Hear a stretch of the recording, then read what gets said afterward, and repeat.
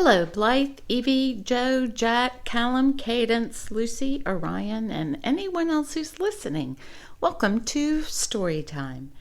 Today's story is The Berenstain Bears and the Golden Rule.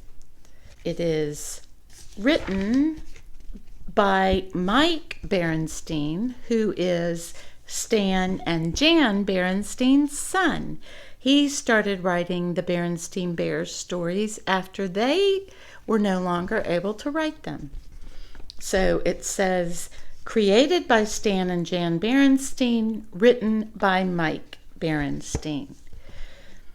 And it begins. When Sister Bear received a beautiful golden locket for her birthday, she was surprised and pleased. It was shaped like a heart, and it had her name on it. "Happy birthday, dear," said Mama and Papa Bear, giving her a big hug. Sister tried the locket on and looked at herself in the mirror. "I love it," she said. "I'm going to wear it all the time." "It opens up," said Papa. "Look." He showed her the little golden clasp that you press to pop the locket open. "Neat," said Sister. She looked inside, expecting to find a little picture or a mirror or something, but all that she could see inside the locket were a few simple words. "Do to others what you would have them do to you." Sister was puzzled. The words seemed familiar, but she wasn't sure why. "What's this?" she asked. "It's the Golden Rule," explained Mama. "What's that?" Sister wondered. Mama's eyes widened. "The Golden Rule is one of the most important rules there is," she explained. "That's why we have always had it hanging up on the wall of our living room." She pointed to the framed sampler above their mantel. Sister gazed up at it in amazement. She had seen that sampler every day of her life. No wonder the words seemed familiar. "Oh," she said, a little embarrassed. "I never really thought about what it said before. What does it mean?" "The Golden Rule," Papa explained, "tells you to treat other people the way you want to be treated yourself." "Why is it inside my locket?" she wondered. "It's a golden rule inside a golden locket for a little golden princess," said Papa, giving her a big kiss. Look at the expression on Sister Bear's face. "It's called the Golden Rule," explained Mama patiently, "because it's precious, just like gold. But it's not about the gold you wear around your neck or on your finger." She held out her wedding ring. "It's about the golden treasure we keep inside our own hearts. The heart shape of the locket is meant to remind you of that." Sister thought it over. She didn't really get it, but that was okay. She loved the new locket anyway. The next day, before school, Sister showed off her new treasure to her friends Lizzie, Millie, Anna, and Linda. They oohed and awed over it in a very satisfying way. "What's all the fuss about?" asked a voice. It was Queenie McBear and her gang. Queenie was older than Sister and a little snooty. When Queenie first came to the neighborhood, she and Sister did not get along at all. Queenie made fun of her and got Sister's friends to join in. That was Sister's first experience with an in-crowd, a group that makes itself feel big by making others feel small. Do you remember we read that one, The Berenstain Bears and the In-Crowd? "Oh, hi, Queenie," said Sister. "I was just showing the kids my new locket." Over the years, Sister learned to get along with Queenie, but they never were the best of friends. "Let's see," said Queenie. She looked the locket over. She was not impressed. She herself wore big hoop earrings and lots of beads and chains. "Cute. was all she said as she walked away with her friends. Queenie still had her own in-crowd. They were a group of the older girls who liked hanging out together and acting cool. Mostly, they spent their time painting their nails and giggling about boys. That was okay with Sister. She had her own group of friends to hang out with. But it never occurred to her that this might be any kind of problem until the new girl came to school. Her name was Susie McGrizzy. It seemed like a funny sort of name. For one thing, it had a lot of Z's in it. The new girl herself seemed a little funny too. Her clothes weren't exactly cool, and she wore her hair up in pigtails, which was definitely not the standard Bear Country School style. Besides, she had thick glasses and braces. Not the cool kind with lots of different colors like Millie wore, just plain old braces. She's different, isn't she? On her first day, of course, the new girl didn't know anyone at all. At recess, Sister noticed her standing off by herself in a corner of the playground. She looked sort of sad and lonely. Sister was thinking about going over and introducing herself when Lizzie and Anna came up. "Hiya, Sister," said Lizzie. "We're getting together a game of hopscotch. Millie and Linda are over there. Come on." Sister began to follow them, but she paused and glanced back to where the new girl was standing all by herself. The new girl looked lonelier than ever. "Wait a minute," said Sister. "What about that new girl, what's her name? The one over there. Maybe we should invite her to join in. She looks pretty lost and lonely." The other girls were surprised. "Susie Woozy Face?" said Lizzie doubtfully. "She has weird clothes," said Anna. "And those corny pigtails," said Lizzie. "Not to mention those clunky glasses and braces," added Anna. "Well," said Sister, discouraged, "I just thought—" "Oh, don't worry about old Susie McWoozy," said Lizzie, taking Sister's arm. "She'll be fine. She'll find some other cubs to play with. Cubs more her type. Come on." That's not very nice, is it?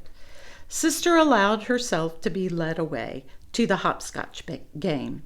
She felt a little worried about Susie McWoozy, though. She couldn't exactly say why, but she soon forgot all about it while playing hopscotch with her friends. Later, when school let out, Sister got in line for her school bus. She noticed that the new girl was standing right in front of her. She was going to say hi, but then Lizzie came up behind her and they started to talk. They went on talking as they got on the bus. Susie McGrizzy sat right behind them. Sister and Lizzie went right on talking together. Sister played with her new locket as she talked, twirling it around and around in the air. When the bus came to her stop, Sister gathered up her things to get off, but she felt a soft tug on her arm. It was Susie McGrizzy. She was holding something out to Sister. "Here," she said shyly, "you dropped this." It was Sister's new locket. "Gee," said Sister, "thanks." It was all she could think of to say. Sister climbed off the bus and watched as it pulled away. She could see Susie looking back at her from the window. Sister hung her locket back around her neck. What if Susie hadn't noticed her drop it? It might have been gone for good. Mama was waiting for Sister as she climbed the front steps. "How was school today, dear?" asked Mama.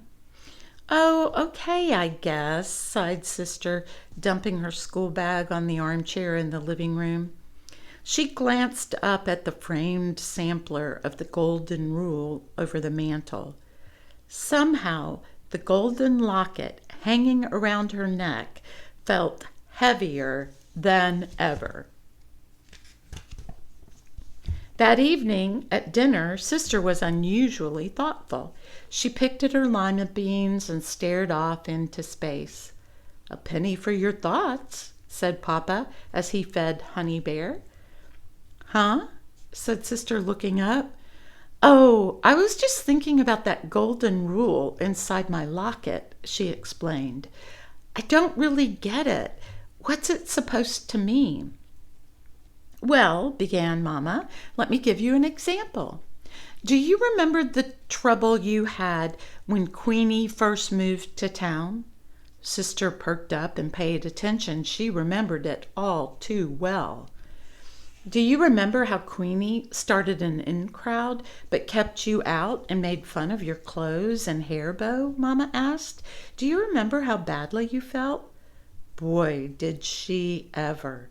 Sister started to feel hurt just thinking about it. Her lower lip began to quiver and a tear came to her eye. "All the golden rule is saying," Papa continued, "is that you shouldn't turn around and do that same sort of thing to someone else." He paused to scrape some mashed potatoes off Honey's chin. "You should always treat other people the way you would like to be treated yourself." "But I would never do anything like that," said Sister. "Besides, I don't have an in crowd." "Oh, no?" said Brother, who had been taking all this in. "What about Lizzie and Anna and Millie and Linda? You play with them all the time, but I never see you asking anyone else to join in." "That's different," protested Sister angrily. "I'm just playing with my friends. We're not trying to keep anybody out." "Of course not, dear," soothed Mama. "I'm sure you and your friends would never dream of keeping other cubs out of your group." Sister Bear grew very quiet. Now that she thought it over, she wasn't quite so sure. Not so sure at all. See how she's thinking about keeping Susie Grizzy out, and look at Brother. Brother knows what she's thinking, doesn't he?